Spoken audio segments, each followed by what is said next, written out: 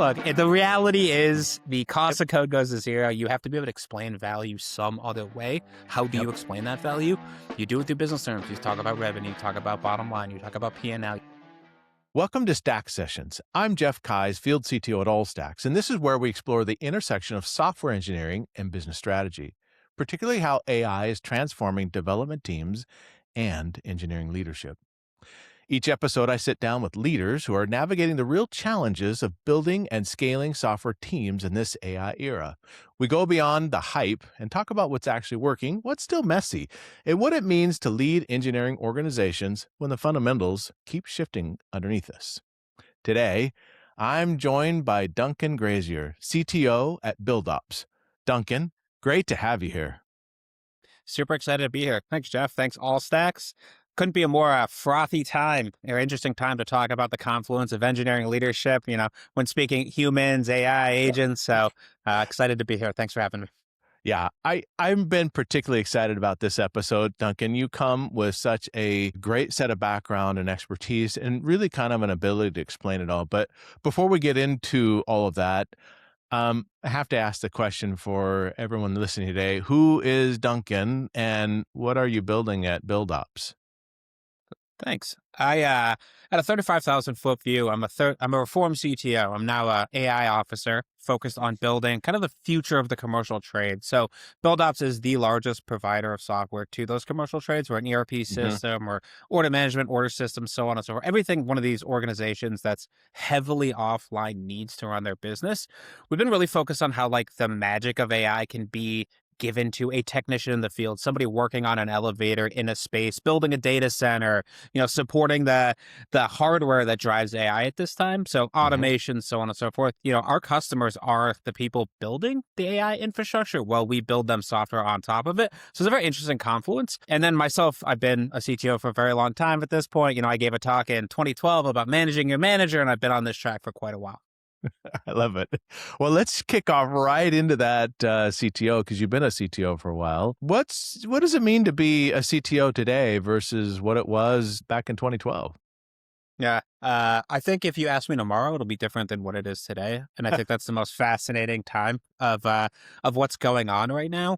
Sure. I actually wrote a note to myself the other day, and it was pretty funny and prescient. I said, it's very passé to about 5 years ago to be an R&D focused CTO, right? They wanted you very budget focused and organizational leadership and hiring. And now every CTO has to be an R&D CTO. You have to be at the bleeding edge of AI and models and LLMs and be the tip of the spear on the team for driving change. But, in 2012, you are a administrator. Now you're the best AI hacker and prompt engineer and also infrastructure engineer, so on and so forth, while also having to be an administrator and as an organization, a leader and a hirer and a retainer and talk to the board, so on and so forth. So it's changed a lot, wear a lot of different hats. And I think it's a really important topic that I don't think a lot of people are talking about right now. So I'm excited to get into it. Well, and that's really interesting because the expectation is if you're going to lead the teams on what that actually means, you've got to kind of know what is, you kind of have to get your feet wet and hands dirty and the tooling and so forth to know what it means so that you can then optimize the rest of the teams.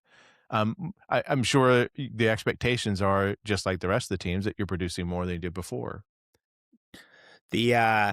The joke we have internally, and I think a lot of my CTO friends say, is you better be the top of the token leaderboard if you're the CTO of an organization at this phase, especially if you're out in the market saying, hey, you're AI native and you're driving AI and you're driving LLMs and so on and so forth, right? So when he talks, hey, budget 20% of your team's budget towards tokens. Make sure you're spending lots of them. Make sure you are the single point of change for the organization. Drive it through, right? It's not just compliance anymore. I think I talked to somebody the other day and I was talking about, hey, remember when you had to take off your software engineering hat and you had to put on your CTO hat and you didn't get to do that anymore? Now you get to wear both hats at the same time and also be the best at both of those at the same time. It's quite a change for, those VP of engineerings that had to, stop being a VP of engineering when they became a CTO and be an Excel person, not a Jira person, and be a pitch person, not so much a software engineer at that time, right? So it's a really, really interesting change again to where we're reverting back to back in the day when the CTOs were your principal engineer at the time. Yeah. Well, and that really relates to a lot of the audience here has been engineering leaders. I think the engineering manager, in fact, I think your words were if you want to describe a role that's weird and messy and screwed up, that's the engineering manager. Hmm. What do you see happening right now, and what do you see happening in each of the organizations that you're working with? The role of middle manager in an engineering team right now is very confusing. You Yep. are, again, the person who's responsible probably for hiring the team, right? Yep. What does that mean today? How do you do a Yep. take home test? How do you validate somebody's skills when you could just not vibe code everything, but you are going to have at the tip of your fingers, the knowledge of all software engineering teams that ever trained a model, right? So it's a huge, huge corpus of information. That's one. Then you have to retain them. You have to keep them motivated. So how do you Yep. convince an engineer that these tools are positively impactful for their careers, not destroying their craft or their ability to be creative? There's so much going on in that mark. And then the third is they have to deliver the software. So do you become a contributing member of the team? How do you make Right. sure the processes are built to scale with all of the incoming commits and change sets and larger change sets due to AI? How do you validate QA? How to take things to market? How do you partner with product? How do you make sure the design team knows what's going on? How do you work with the business? So it was always very complex to manage all of those different stakeholders at the same time. Now we're saying do all of that, do it 10 times faster. And also you should probably be close to the leaderboard on impact to the business. Absolutely. And oh, by the way, better manage up, just prove that your teams are doing the same thing and make sure that everybody's going the same direction. It's a really tough world. All stacks, we got our start in the software engineering intelligence space where Hmm. there was a set of metrics and benchmarks, and you could say, well, if we're improving on our DORA metrics, that means our DevOps maturity must be getting better, or value stream flow, then overall process must be better. But you know, showing value in this new world is hard, and largely teams still look to the engineering leader to produce that. As you think about showing value in this world where, yeah, I mean, the sands are shifting underneath us. What metrics actually matter? Related to that, like you submitted a talk at QCOM, just framed around managing up in the AI era. Give us a little bit of some highlights of that discussion. I think you touched on it. Managing up right now is wildly complex, right? It is no longer Output is no longer the thing, right? It used to Right, be how much software can a single person deliver in a unit of time. right, Simple. right, Was it lines of code? We joke about it. We say, oh, it's lines of code. And like, it kind of is indirectly, but we don't really think of it that way. We say, right. you said you're going to do a thing in a certain amount of time. Do you deliver that?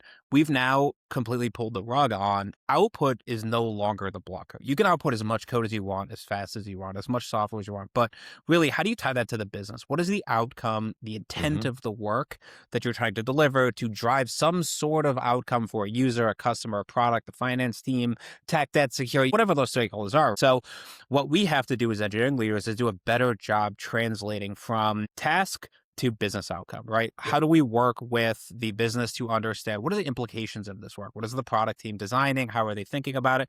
What specs are they writing? How are they measuring? Is it pirate metrics, acquisition, retention, so on and so forth? You can use those, but I think we need to change our language that we speak in the engineering organization, talk more of, let's say something controversial. Let's talk more BAs. Let's Yep. say we understand the inputs are costs, the outputs are revenue. How do we tie those two things together to say, I'm going to spend X amount of dollars on tokens. It's going to take Y amount of time. I'm going to get Z result. Z result being some kind of business impacting metric. Better retention, better conversion, better revenue, lower costs, whatever those things are, instead of saying things like, I'm going to open 5 PRs. They're going to move this number X, Y, and Z inside the engineering team. Those things don't matter anymore. You can have agents do that work for you automatically now, right? Mhm. So what is the real value of the engineering team? It's directly aligning a task to an outcome from a business perspective. And it's really important we start talking in that language. Yeah. Do you have an example of some of the outcomes that, you hear of lately? Mm. Yeah. Cost reduction, performance. I think a big piece, I see a ton What? of, Cost yeah. reduction? Yeah, For but I'm not talking headcount. I'm talking cost of Yeah. doing business. I'm talking just less vendors, vendor reduction. So Yep. there's some spicy topics going to come out around that area. I don't think it's going to be as dramatic as people are making it out to be, but I think people are having conversation about like usage and systems and why we are doing some of these things. But I think to me, the real metrics are what is your retention metric? How do you Yeah. measure that as a business? And then what are the things, what are the inputs to that? And how do you drive them and make them better from a business perspective? And then how do you make the software to do that? Then how do you tell the agent to go do that thing, understanding that our business? I think the big one that I've heard a lot of people talk about right now is just tech debt, tech reduction. Like how, Yep. you have a system you haven't updated or upgraded, and some long amount of time you have a different system written in a different language. How do you convert it to a new, more performant language? Yeah. Agentic AI can do that for you now, basically one shot. I know teams that are going Fortran to COBOL, COBOL to C++, Hmm. single command, single run, and then doing bit level comparison between the two to make sure the memory is the same. And it is. So it's pretty impressive stuff. So those are some of the things that I think are important. That's fantastic.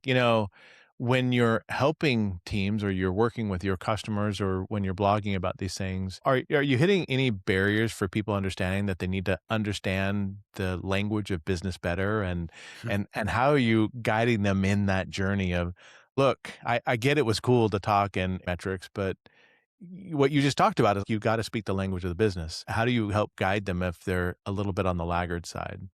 The short answer is absolutely. The medium answer is absolutely. However, I think engineers specifically are starting to see the writing on the wall of saying, like, I can write one command that would generate 2 weeks of work for me. I Yeah. can no longer talk about effort. Effort's no longer really the context. Right? It's like, how do I put an effort on this? Like, I wrote one command and then I maybe opened a pull request and that was about it. And then I got it committed, right? There's no effort. What's the, yeah. Well, the effort. What is the effort? How do you measure effort in that context, right? And Right. points and agile, these systems, right? And so I think when I do have these conversations, especially with managers who are trying today having conversations with the finance team and saying, I need XYZ dollars to go towards tokens to increase the productivity of the team. The first question is, how are you measuring productivity? It's not, Right. oh, okay, have fun. The board said it's okay. Everybody's doing AI native, right? So it's a really, really fascinating thing where I think the tides are changing in a way where the conversations are a little bit easier now because there's so much marketing going on and there's so much hype about OpenClaw and some of these systems, right? That when I say, hey, let's talk business impact, I think people get it because AI is going to write the code. His effort doesn't even matter at this point, right? So the original metrics don't make a lot of sense. How many times you deploy is irrelevant if your systems are all designed to like automatically deploy anyways, right? And so then the question becomes, what did this deploy do to the business? And how do we tie those things together from a P&L perspective, profit loss, say some other business metric that's important? Yeah, so true. And I love that you're speaking in terms of investment. That is a common question that we get at all stacks. Like, how do I even know what anybody's working on? You can't really go look at tickets because, well, who knows what tickets they're working on? You just leave tickets open. And ultimately you gotta kind of go look where there's activity. You got to go sniff the code and see what's happening. And so um, like we need better systems to help do that, and that's part of what we do at All Stacks. Let me shift it a little bit because this is kind of a funny topic that we touched on. If we're looking at the investment itself, there's a new dimension or new element to the investment, which is the token cost. So now all of a sudden I have to start to evaluate how much does a developer cost, and oh, by the way, how many tokens does he spend, and what's that look like? If a token cost starts to approach 20% of a developer's salary, is it okay? Are we like, well, don't spend any more on tokens because does that mean they're doing less? How's this conversation going when you talk to your CFO or other in the finance about this investment question? How are you approaching the discussion of tokens as a portion of salary and managing that? I think if you take a step back from just saying investment, you start talking ROI, right? You start saying, hey, we're going to say developers going to cost X and 20% X is what we're going to spend on tokens. What is the value that that person with that tool available to them can produce?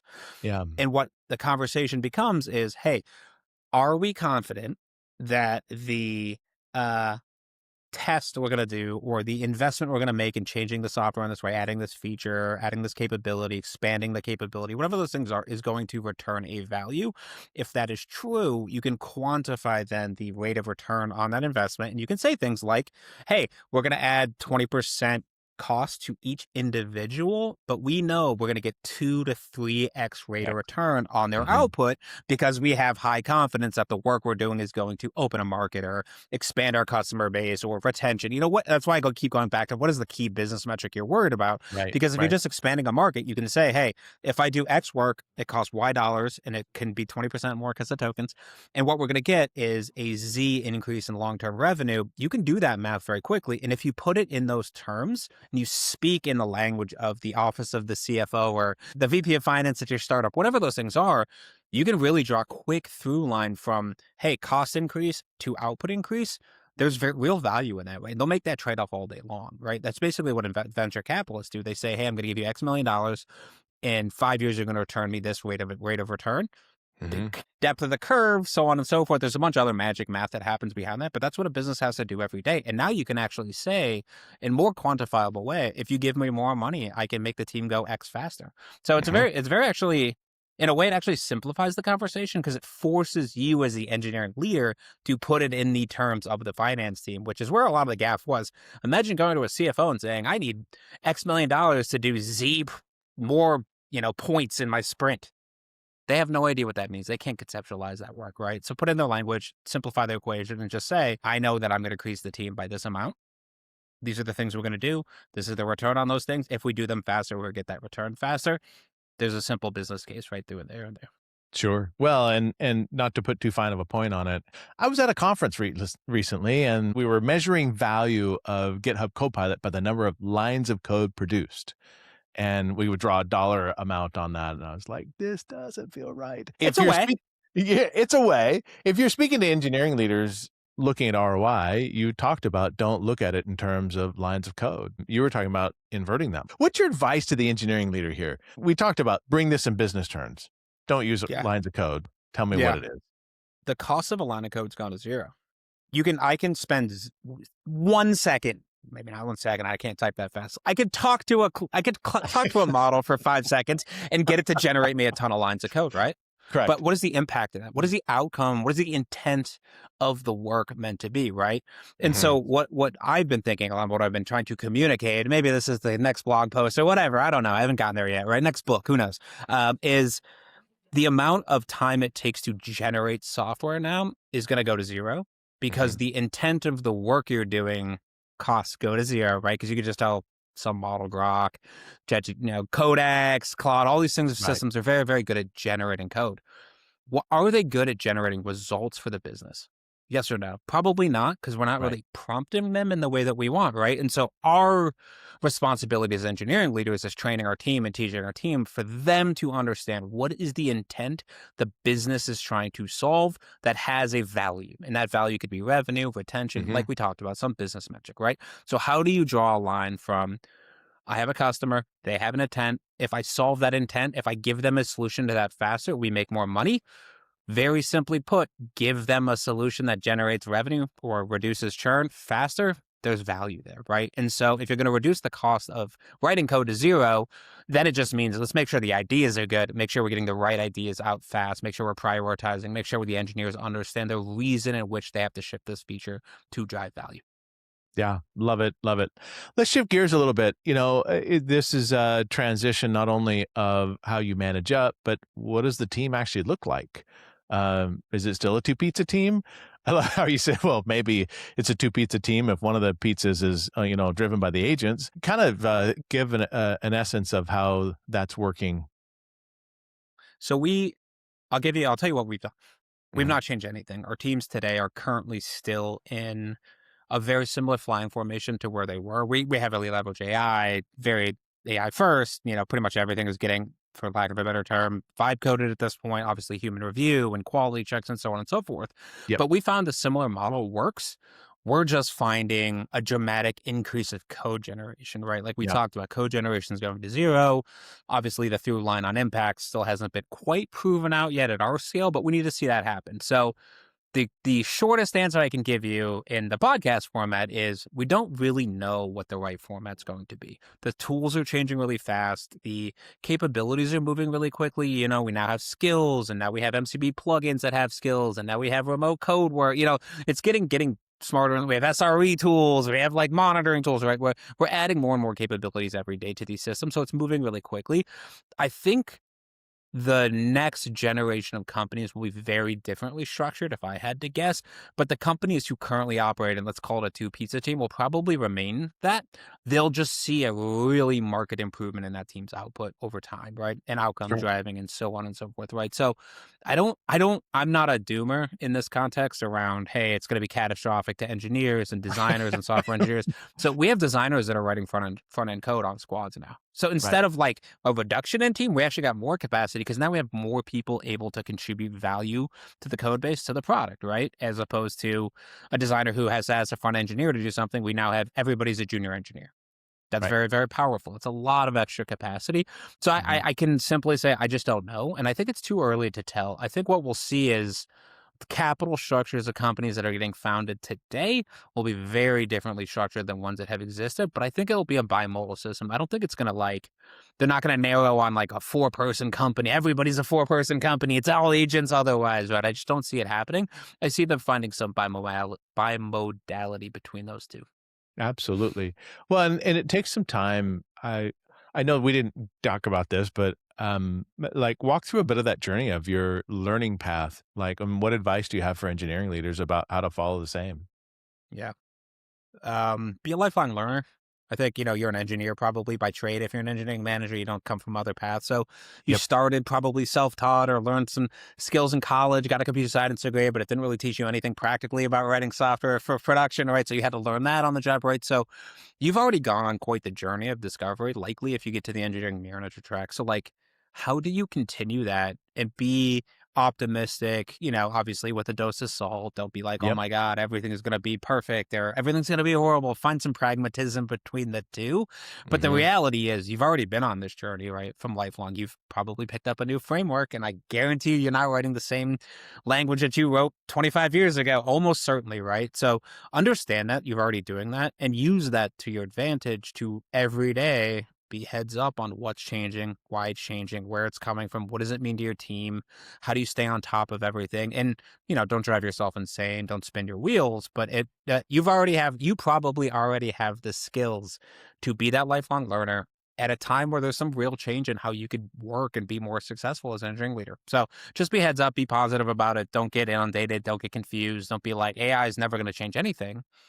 I know. I mean, said mobile wasn't going to ever happen, and that was pretty cool. Same with the internet, right? So we've already seen this play out a few times, right? As an industry and as Yep. as Yeah, as we have. engineers and software people, things are changing all the time, very rapid, right? And this is a new change, right? And so how do you recognize that as a positive thing and be optimistic about, hey, this is going to empower me to do more. I can now write code and be a manager. I can do side projects and also have fun with my kids on the weekends, right? There's just a lot that it unlocks for you in a positive way. How do you apply that to your team? That's really what you need to think Absolutely. about. Well, and I mean, you just mentioned about you had designers on the team that are now writing code as well. How did you inspire them? What did you do to get them on this journey of basically everybody's rejiggering what they do because now you can. You Yeah. instantly unlock Hmm. the junior level developer capability for just about everybody. So Hmm. everybody's a programmer, right? Sorry, that's my Oprah impression of I everybody gets like a it. car. I like it. Everybody gets a car. Yeah.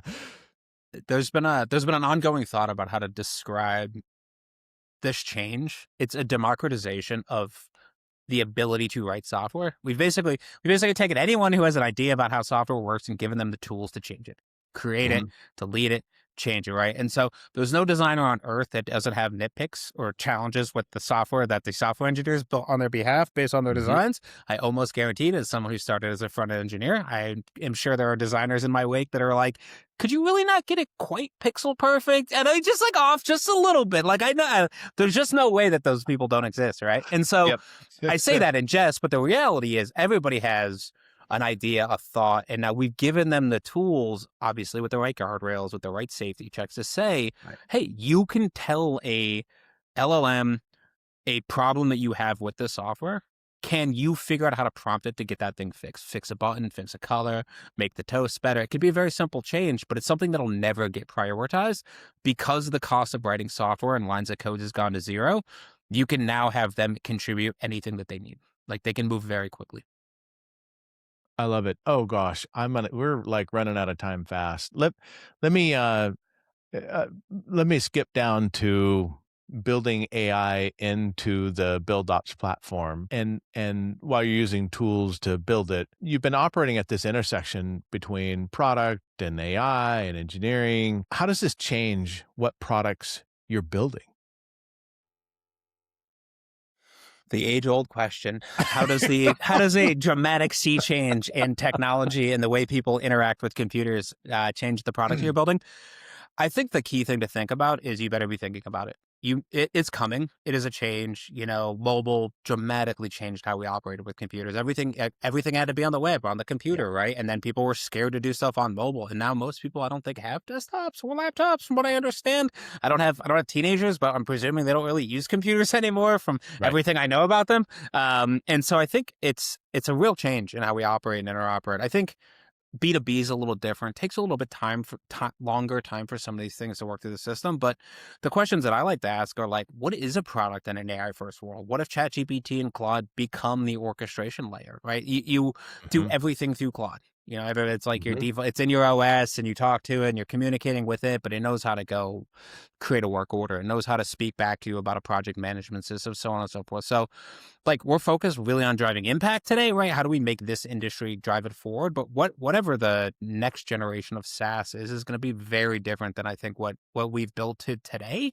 Is it going to be computer to computer? Is it going to be more infrastructure based? Is it going to be building blocks and tools like MCP? I think those are very, very interesting questions. My view, in the shortest way of describing it is going to change. When it changes in a couple industries, it's a TBD. It's a big TBD. There's Yeah, it is. retail's a little ways Uh, out. Those things take a long time, right? they Restaurants are do. a long way away. Hmm. The commercial trades, plumbers, electricians, so on and so forth. Those businesses have been around for thousands of years. Hmm. Thousands of years, right? So they will change, but what does that actually mean? And so we're thinking about it now when we're trying to help today to drive productivity and scale and so on and so forth. But really, the long term question is, what does it mean? What does it mean to have a SaaS platform in the future? It's a very hard question. I don't think anybody knows. And I go back to that. Don't let that be a detractor. Let that be exciting. Let that be like there's an opportunity for innovation now. Well, and that's sort of the whole fundamentals. We're introducing a lot of tooling that's going to impact every single industry, every single space that you're in. Some of these spaces haven't used data before. Let me touch on some things that you said previously. You said what works today might not work tomorrow. I mean, duh. The next gen open source models could change everything. How do you build a leadership practice that doesn't get wrecked every 6 months by a new release or a new model or a new methodology?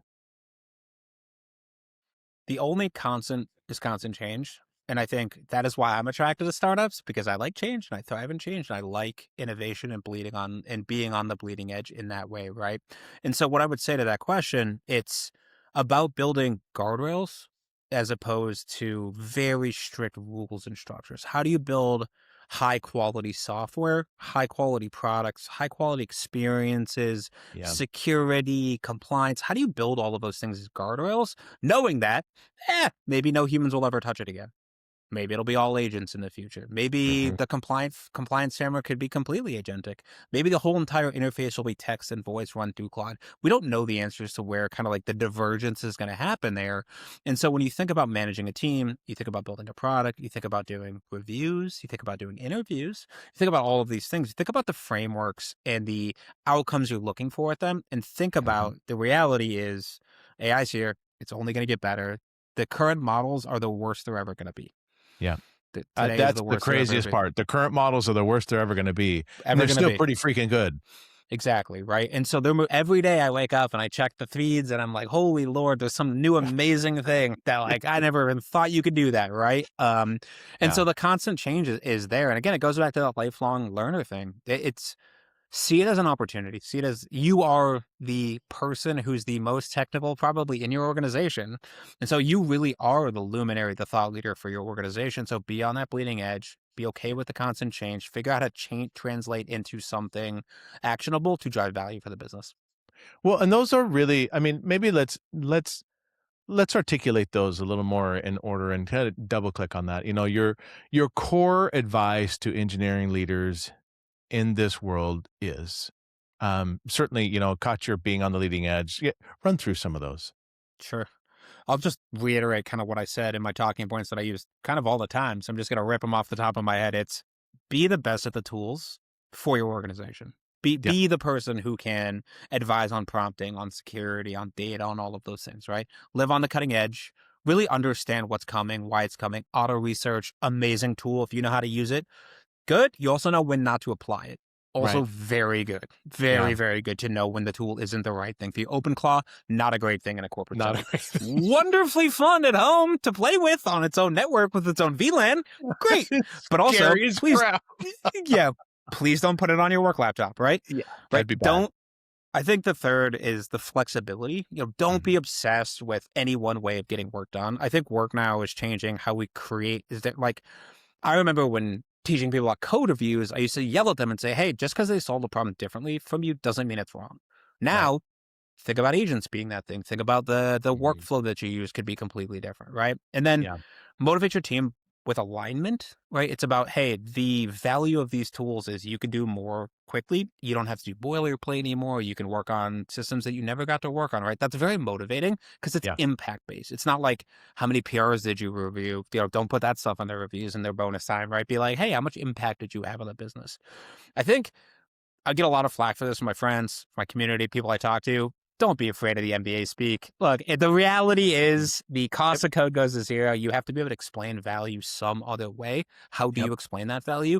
You do it through business terms. You talk about revenue, you talk about bottom line, you talk about P&L, you talk about ROI, you talk about all of these things.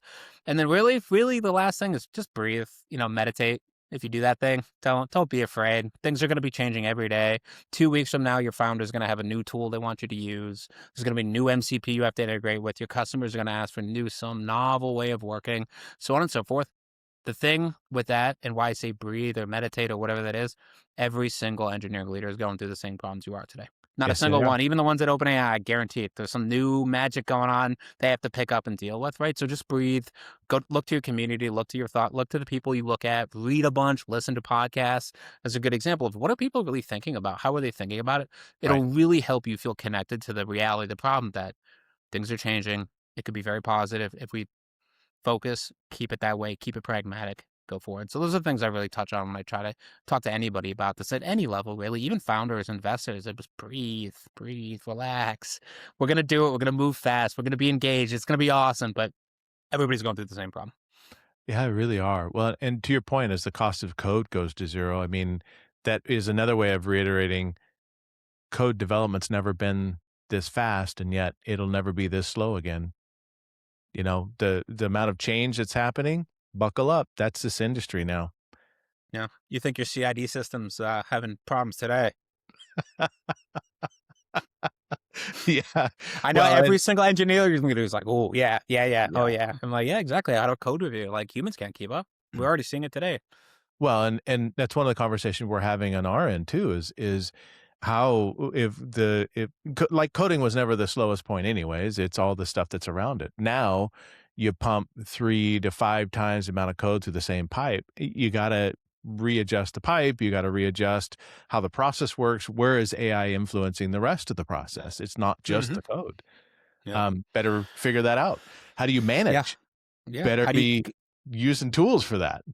go to market pipeline? How do you take a product from zero rollout to 100% rollout, plus enablement, plus support, plus marketing, plus like there's business, like how do you have a good strategy for rollout? Is it regional? Is it not? How do you pick There's just so many questions that we're naturally constrained that are no longer constrained, right? That we Yeah. have to figure out with AI tooling. And that's why I say AI is going to change every job because think about contracting.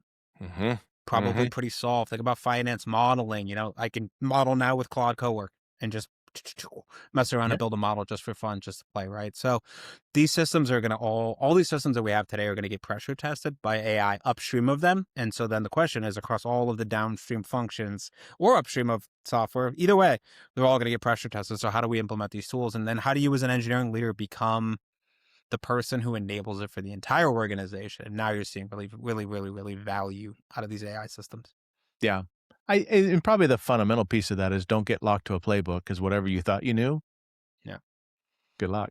Guardrails, not Duncan, frameworks. I Guardrails, know. not frameworks. I Guardrails, know. not frameworks. I'm going to print it on my forehead. Yeah. Walk around with it, right? Yeah. Seriously, Yeah. because it's just going to change. It's going to, as soon as you print the framework, it's out of date. Period. That's so true. Duncan, this has been fantastic. I'm so excited to do this again, but how do people get a hold of you? Yeah. Me too. This is great. Get me on a soapbox about this. I'd love it. I keep going for hours. But yeah, the best place to connect with me, as always, as everybody knows, is LinkedIn. But I'm just kidding. The best place is my blog at itsmeduncan.com. You can just Google Duncan Grazier. It'll pop right up. I blog about this and more. There's a mailing list. Please come find me. Shoot me an email. Love to talk about it. Love to chat. Happy to help. I think my favorite quote from this discussion is, it's no longer good enough to just be an engineering leader. You got to do something more. It's a sea change. It's amazing. It is. And even one more hat. Just put one more hat on as a One leader. more hat. Exactly. Well, and isn't that, frankly, anybody that was an engineering leader, I don't know. I still really miss the coding side. It's really fun. Like that's all the fun stuff. Yeah, it's incredibly energizing for people who embrace it. And that's a very, very interesting and exciting time to be at this point in the sea change towards this new model of working. It's very, very cool. It's so true. Well, it's been a pleasure. Until next time, Duncan, this has been all Stack Sessions, and looking forward to seeing you next time. Thanks, Duncan. Thanks.